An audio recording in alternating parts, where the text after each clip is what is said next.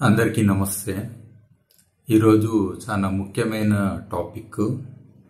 అది మన హైదరాబాద్లో ఉన్న ఈ యొక్క చెరువులు, కుంటలు, వాగులు, నది, నాలాలు ఇవన్నిటి గురించి మనము ఏ విధంగా దీన్ని అర్థం చేసుకోవాలి, అట్లనే వీటి యొక్క సంరక్షణ కానీ, తర్వాత డెవలప్మెంటు, ఇంకా ప్రజలకు దగ్గర చేయడానికి, తర్వాత అందరికీ కూడా వీటి యొక్క ప్రాముఖ్యతను తెలుపుకుంటా మరి ఏ విధంగా మనందరికి కూడా ఉపయోగమవుతుందనే ఆలోచన గురించి.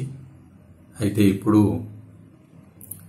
తెలంగాణ ప్రభుత్వం కొన్ని నిర్ణయాలు తీసుకొని ఎస్పెషల్లీ FTL లెవెల్లో ఉన్న ఎంక్రోచ్మెంట్స్ అనండి, అట్లనే బఫర్ జోన్లు ఉన్న కట్టడాలనండి, సో ఇవన్నిటిని కూడా దాన్ని అక్కడి నుంచి తొలగించి మళ్ళా వాటిని ఆ వాటర్ బాడీస్ అంటాం మనం ఓవరాల్గా వీటన్నిటిని, సో వాటిని సంరక్షించాలని రీసెంట్గా మనం చూస్తున్నాం. సో ఇందుకు ఆల్రెడీ కూలగొట్టడము, నోటీసులు ఇవ్వడము, ఇది ఒక పెద్ద ఎత్తున అవుతున్నది. అయితే మనకు మొత్తం సమాజము 2-3 రకాలుగా విడిపోయింది. ఫస్ట్ డెఫినెట్గా ఎవరిదైతే కూలగొట్టిర్రో వాళ్ళు డైరెక్ట్ సఫరర్స్ అని అంటాము.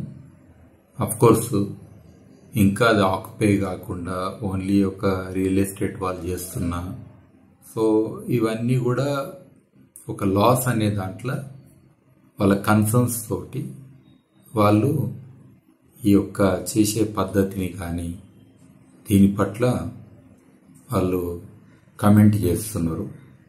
ఇంకా మనం చూస్తే ప్రతి వీడియో కింద కూడా చాలామంది కమెంట్స్ రాస్తున్నారు. సో ఆ కమెంట్స్లలో మాత్రం చాలామంది ఈ యొక్క ప్రక్రియను సమర్థించే వాళ్ళు ఎక్కువైతున్నారు. సో ఇది ఇంకో మూడో రకం ఏందనంటే, మనం గడ్డ మీద ఉన్నాం కదా, మనం అడలేం కదా, మనకు సంబంధం లేదు కదా అని కొంతమంది జస్ట్ వ్యూవర్స్ లాగా, జస్ట్ అబ్జర్వర్స్గా ఉన్నారు, నాన్ రియాక్టివ్. అయితే ఇక్కడ ఆల్ స్టేక్ హోల్డర్స్ అంటే వాళ్ళు పూర్ పీపుల్ కావచ్చు, రిచ్ పీపుల్ కావచ్చు, లేదా బిజినెస్లో ఉన్నవాళ్ళు కావచ్చు, సో అందరికీ కూడా అంటే ఒక రకమైన అండర్స్టాండింగ్ అనేది ఉండాలి. యాక్చువల్గా దీని అంతటికి కూడా మనము గవర్నెన్స్ అని ఒక పదం ఉంటుంది, అందులో గవర్నమెంట్ ఒక రోలు ఏంది మరి ఇన్నేళ్ల నుంచి అనేది ఒకటి ప్రశ్న కూడా ఉంటుంది. ఈ కోర్ట్స్ కూడా ఎప్పుడో చెప్పినాయి మనకు, అటు సుప్రీంకోర్టు అనండి, హైకోర్టు అనండి, నెంబర్ ఆఫ్ బిల్స్ అనండి, సో కంటిన్యూస్గా నిరంతరంగా అటు ఆర్డర్స్ కూడా వస్తున్నాయి. అయినా కంప్లైంట్స్ అనేది ఇంకో పదం. అంటే ఆర్డర్ వచ్చినాక కూడా ఇంప్లిమెంట్ చేద్దామని ముందడుకు వచ్చే వాళ్ళు కూడా దూరం అయిపోయారు. అంటే మనం ఒక సిస్టమ్ని చూస్తే అందరు ఉన్నారు, అటు అడ్మినిస్ట్రేషన్ అనేది పర్మనెంట్గా ఉంటుంది, దెన్ గవర్నెన్స్లా ఎవరైతే లీడ్ చేస్తారో అంటే the respective parties, the politicians, then press, media, civil society organisations, NGOs, communities impacted, so ఇట్లా రకరకాల స్టేక్ హోల్డర్స్ ఉన్నారు. బట్ వారి యొక్క పార్టిసిపేషన్, అండర్స్టాండింగ్ అండ్ లివబిలిటీ అని ఒకటి మనం ఆలోచన చేసినప్పుడు, what are the fundamental things, మనకి ఏమేమి ఉండాలి ఒక పట్టణంలో అన్నప్పుడు ఓపెన్ స్పేసెస్ అనేది చాలా ఇంపార్టెంట్. ద పర్సంటేజ్ అందులో ఈ వాటర్ బాడీస్ అనేది డెఫినెట్గా మనకు క్రియేట్ చేస్తాయి. ఇవే కాదు, అటు అడవులు కూడా ఉంటాయి మనకు, అందులో reserve forest, national parks even ఒక రోడ్డు పక్కన కూడా మనకు ఫుట్పాత్ లాంటివి, ఆ గ్రీనరీ కానీ, ఈవెన్ రోడ్ డివైడర్ల మధ్యన ఉన్న స్పేస్ కానీ, ఈవెన్ ఫ్లడ్ ఛానల్స్ అన్నీ కూడా ముఖ్యమే. సో బ్రీతింగ్ స్పేస్ అనేది కూడా ఉండాలి కదా. సో అట్లా మనకు ఈ యొక్క టోటల్ అర్బన్ డెవలప్మెంట్ అనే దాంట్లో, అర్బన్ ప్లానింగ్ అనే దాంట్లో, ఇంక్లూడింగ్ టౌన్ ప్లానింగ్ అధికారులు కానీ, లేదా పర్మిషన్ ఇచ్చిన గ్రామ పంచాయతీ సర్పంచులు కావచ్చు, లేదా మున్సిపల్ అధికారులు కావచ్చు, లేదా ఫారెస్ట్ డిపార్ట్మెంట్ కూడా ఒక్కోసారి నో అబ్జెక్షన్ సర్టిఫికేట్ ఇవ్వాల్సిన ఆవశ్యకత ఉంటుంది వాటి పక్కన కట్టేటప్పుడు. రెవెన్యూ డిపార్ట్మెంట్ రోల్ చాలా ఉంటుంది. అట్లనే రిజిస్ట్రేషన్ చేసే అధికారులు కూడా మినిమం ఆల్రెడీ మ్యాప్లు మనం చూస్తే సర్వేలు ఎప్పుడు చేశారంటే 13, 14, 15 ఆ టైంలో ఆల్రెడీ సర్వే కంప్లీట్ అయిపోయింది. ఆన్లైన్ కూడా మనకు ఉన్నాయి ప్రతి ఒక్కటి కూడా, ఇంక్లూడింగ్ బఫర్ జోన్ అని అంటాము, అది 30 మీటర్స్ కావచ్చు, లేదా ఇంకా తక్కువ కూడా ఉంటుంది చిన్న వాటర్ బాడీస్కి. అవన్నీ కూడా ఆల్రెడీ డిఫైన్ అయిన ఉన్నాయి, అవన్నీ కూడా అవైలబుల్ ఉన్నాయి. మామూలుగా ఒక వ్యక్తి సిటీలో అటు ఇటు పోతే కూడా గూగుల్ మ్యాప్ పెట్టుకొని తిరుగుతుండే. ఇవాళ నాకు తెలియదు అనే ఇగ్నోరెన్స్ అనేది కాదు. వెన్ లక్షలు పెట్టి ఒక వ్యక్తి కొంటున్నప్పుడు, ఎందుకనంటే per square feet, square yard అట్లా చూస్తే మనకు రియల్ ఎస్టేట్ అనేది చాలా గ్రో అయ్యింది, కాస్ట్ కూడా పెరిగింది. పెరిగినప్పుడు డెఫినెట్గా it is the duty of everyone to check, to verify, and then కొనాలన్నా వద్దా అనేది ఆలోచన చేసేది కూడా ఉంటుంది. లేదు నాకు వేరే వాళ్ళు అమ్మారు, ఆల్రెడీ వాళ్ళకి అన్ని పర్మిషన్లు ఉన్నాయి. ఈ రిజిస్ట్రేషన్ అంటారు, ఈవెన్ చార్మినార్ కూడా రిజిస్ట్రేషన్ చేయొచ్చు తెలియకుండా. అక్కడ రెస్పాన్సిబిలిటీ ఇద్దరికి ఉంటుంది, ఈ అమ్మేటైనకు ఉంటుంది, కొనేటైనకు ఉంటుంది. సో ఎస్పెషల్లీ కొనేవాళ్ళు ఎక్కువ ఆలోచన చేయాలనేది పాయింట్. ఇక్కడ చంద్రుడి మీద కూడా ప్లాట్లు చేసి అమ్మేటోళ్ళు ఉన్నారు ప్రపంచంలో. సో అట్లా అంటే మనకు సిస్టమ్ అనేది ఉన్నది, బట్ రెస్పాన్సిబిలిటీ అందరిది అనేది పాయింట్. అఫ్ కోర్స్ ఇందులో బాధ్యులు మనము, ఎవరైతే అఫీషియల్స్ ఇల్లీగల్గా పర్మిషన్లు ఇచ్చిర్రు, దే అలౌడ్ అంటే వాళ్ళు చూసుకుంటా కూడా దాన్ని అప్పుడే డిమాలిష్ చేయకుండా దే కంటిన్యూడ్ అనేది, ఇది ఇంటిగ్రిటీ ఆఫ్ ద సిస్టమ్ అనే దాంట్లో ఉంటుంది. System cannot be cleaned in a day. This everything got accumulated. ఇది ఎట్లా అంటే హుసేన్ సాగర్ లేక్ కూడా దాదాపు 400 సంవత్సరాలు అయింది కట్టి. మరి అందులో కూడా మొత్తం చెత్త చెదారం అన్నీ ఉన్నాయి.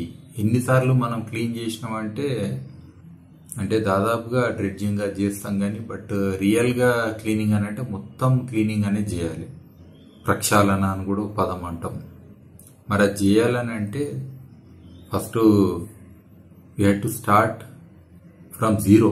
అంటే మొత్తం నీళ్లు తీయాలి, మొత్తము దాన్ని డ్రెడ్జింగ్ చేసేయాలి, చేసి మళ్ళీ ఫ్రెష్గా ఈ చేపలు, రొయ్యల చెరువులలో ఎట్లయితే ఫ్రెష్గా మళ్ళా ఆవిడ ఉన్న pH అవన్నీ చూసుకొని మళ్ళీ ఫ్రెష్ నీళ్లు నింపుతాం కదా, అట్లా చేయాలి.